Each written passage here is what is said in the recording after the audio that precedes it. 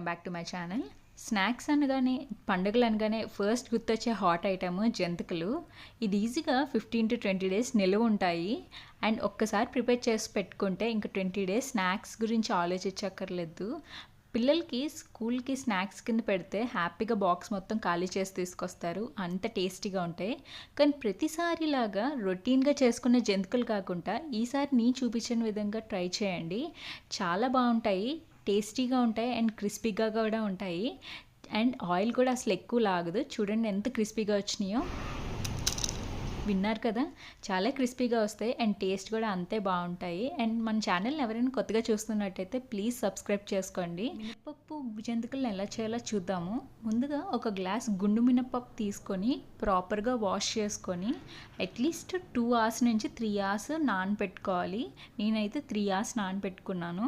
ఇది ఒక్కసారి నానిపోయినాక మనం దీన్ని కుక్ చేసుకోవాలండి. అంటే అట్లీస్ట్ 4 to 5 విజిల్స్ వచ్చేదాకా కూడా కుక్కర్లో వేసుకొని ఉడకనివ్వాలి. ఇది ఎందుకంటే మనకి ఫైన్ పేస్ట్ అయిపోవాలి. యూజువల్గా మనకి మినపప్పుని డైరెక్ట్గా మిల్క్ ఆడించుకొని దాంతో జంతికలు చేసుకుంటాము. కానీ ఇలా ఒకసారి ట్రై చేయండి, టేస్ట్ చాలా డిఫరెంట్ ఉంటుంది అండ్ చాలా కమ్మగా కూడా ఉంటుంది.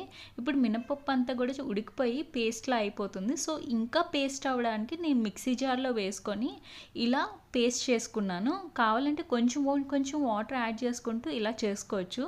ఇప్పుడు ఒక గ్లాస్ మినపప్పుకి 3 గ్లాసుల బియ్యం పిండిని యాడ్ చేసుకోవాలి.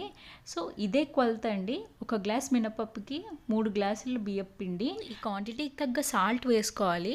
అండ్ 1 స్పూన్ వాము, 2 to 3 స్పూన్స్ నువ్వులు, 1 స్పూన్ కారం, పొడి కారం అనమాట. మీకు కారం వద్దనుకుంటే అది అవాయిడ్ చేయొచ్చు, అప్పుడు జంతికలు కొంచెం తెల్లగా వస్తాయి.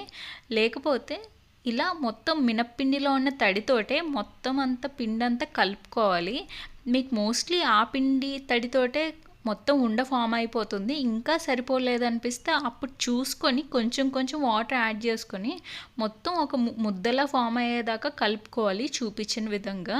ఇలా ఫామ్ అయిపోయినాక మనం ఒక 20-30 minutes దాన్ని పక్కన పెట్టేసేయాలి, మూత పెట్టేసుకొని. ఒక 20 to 30 minutes తర్వాత ఆయిల్ హీటింగ్ పెట్టుకొని జంతికల గొట్టంలో ఆ ముద్దను పెట్టుకొని జంతికల్లా వేసుకోవడమే. ఇది లో టు మీడియం ఫ్లేమ్ మీద కుక్ అవ్వాలి. అప్పుడే ప్రాపర్గా కుక్ అవుతుంది లోపలికి కూడా, లేకపోతే మనకి సరిగ్గా కుక్ అవ్వదు.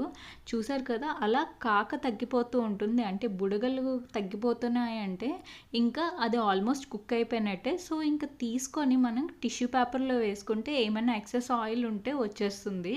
అంతే, చాలా సింపుల్గా చేసుకోవచ్చు. మనం ఎప్పుడు రెగ్యులర్గా మరం పట్టించుకున్న పిండితో చేసుకున్న జంతికలు ఒక టేస్ట్ ఉంటే, ఈ మినప్పప్పుని నానబెట్టి ఉడకబెట్టిన మినపప్పుతో చేసుకునే జంతికలు మరొక టేస్ట్ ఉంటాయి అండ్ చాలా కమ్మగా కూడా ఉంటాయి. మధ్యలో ఈ నువ్వులు తగులుతున్నప్పుడు ఇంకా టేస్టీగా అనిపిస్తాయి. ఒకసారి ట్రై చేయండి. మీకు కానీ ఈ వీడియో నచ్చితే ప్లీజ్ లైక్ చేయండి, షేర్ చేయండి. ఇంకా ఎవరైనా మన ఛానల్ని సబ్స్క్రైబ్ చేసుకోకపోతే ప్లీజ్ సబ్స్క్రైబ్ చేసుకోండి. Thank you for watching.